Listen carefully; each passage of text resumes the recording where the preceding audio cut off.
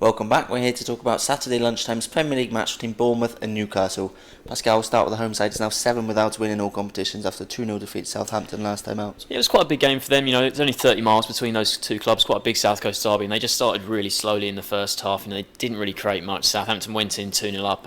They both goals, they worked it quite well down the left. The first one, Davis volleys it in, but it was a bit poor marking. Then the second one, Pella's header, just sort of out-jumped Distan there. And Pella's a very athletic striker, good in the air. Distan, I think he's the oldest outfield player in the whole of the Premier League this year. He's 37 years old, and he looked a bit, off the pace there. And for Bournemouth now, like you said, 7 without a win. They're sitting there 17th in the table, just above the bottom 3. If they lose this one, because Newcastle, they're the team just below them, they'll then drop into the bottom 3. So it's a big game for them, but certainly for Bournemouth, the form's not been great. Some pretty convincing defeats as well. It's not like they've really felt in the games at all. In the second half against Southampton, they did have a lot of possession in the game there. They created the odd chance here and there, but without Wilson's pace up front and without Gradle as well, they've lacked that cutting edge up front. And at the moment, they really do look like a Championship side playing in the Premier League. Yeah, and we've mentioned their attacking problems already with the injuries, as you mentioned, to Wilson, but defensively they need to improve as well. I know they've got this style under Eddie Howe where it's good attacking, exciting football, but they need to tighten things up at the back. Only Sunderland have conceded more than them in the Premier League so far this season,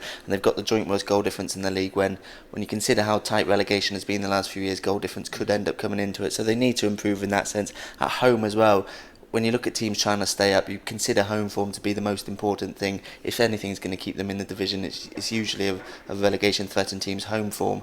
That hasn't been the case for Bournemouth this season. They've only won 1 of their 5 home games, and that came against Sunderland. They lost 5-1 in their last one.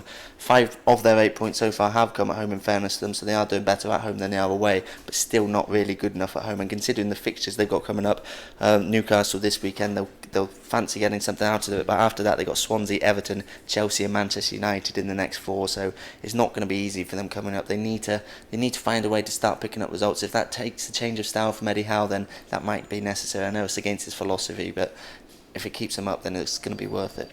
I think the thing with them is that, how he does make his teams work really hard. You look at every single Premier League match this year, they've actually covered more distance than their opponents in every game. So it's not for the want of trying. They are really trying every game. They're obviously harrying their opponents, but maybe that's, making them lose a bit of energy in the second half of games, because 2/3 of their goals have come in the first half an hour, which is the highest proportion out of any team to score in the first half an hour. So perhaps maybe they just need to, sit back a bit more. If they're not going to have as much of the ball as some of the other teams in the league, maybe they just need to conserve their energy a bit in the start of games. So they've got just a bit more at the end of games to maybe start scoring, because they're not really scoring many second half goals at all. And I think the problem with them is, I think certainly they have been so unlucky with the injuries. So I think the thing with them, they are outside the bottom 3 at the moment. I think between now and the January transfer window, I think they just need to sort of hang on, maybe pick up results in important games. This is a massive game for them, especially with the international break coming. If they lose this, and then you mentioned those tough fixtures they've got after the international break, it could be really, really hard for them. So if they get 3 points here,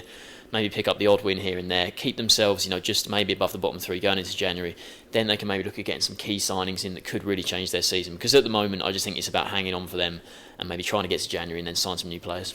As much as they are struggling at the moment, they're still above Newcastle in the table. Newcastle themselves have had really big troubles at the start of this season, only 1 win all season so far. Last time out, again, more promising signs. There have been a few more promising signs in recent weeks for McLaren's side. 0-0 against Stoke last time out, and in fairness, they probably should have won that game. It took a man of the match display from Jack Butland in Stoke's goal to keep them at bay.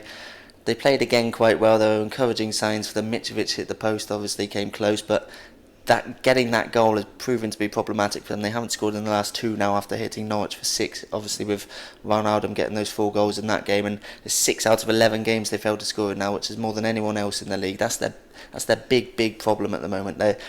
As I mentioned, they've improved recently. At the start of the season, they weren't entirely convincing. McLaren said that the big performance was coming. That eventually came against Norwich, but now they need to start turning those performances into goals and points, because they're still in trouble. I can't really see them getting relegated this season. I think they've got a bit too much quality in their squad to do that, and they do play some decent stuff at times. Even in the recent defeat to Sunderland in the derby, the first half, they were by far the better team until that Colaccini red card. So there are promising signs, but they need to start turning that into points.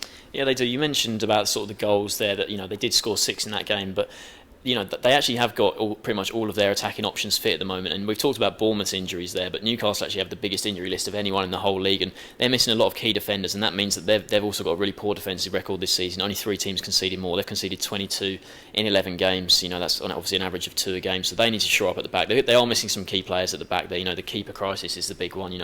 Lost Tim Krul, Carl Darlow's still out, so Rob Elliott's been playing, and that's obviously not helped. And we talked about Bournemouth having those tough fixtures coming up, and you look at Newcastle's games after the international break, they're really difficult as well. They've got Leicester, who are obviously flying at the moment. They've got Crystal Palace, who decent start to the season, then Liverpool and Spurs in the next 4 after this one. So this game really feels like a big one for both teams. It's the last game before the international break, and it's one that both sides will really fancy winning because they know the games do get tougher. And for Newcastle, if they are going to get a win here, they'll need to, it's going to have to improve their away record. They're without an away win in their last 12 Premier League away games, and losing 10 of those as well. So that's since January when they beat Hull. So away from home, they have been terrible. Even that win they did get against Norwich, we said it that could have been any kind of result because Norwich, it had probably as many chances as Newcastle, and they were just more clinical on the day. So for Newcastle, I think for both of these teams, about a lot of things.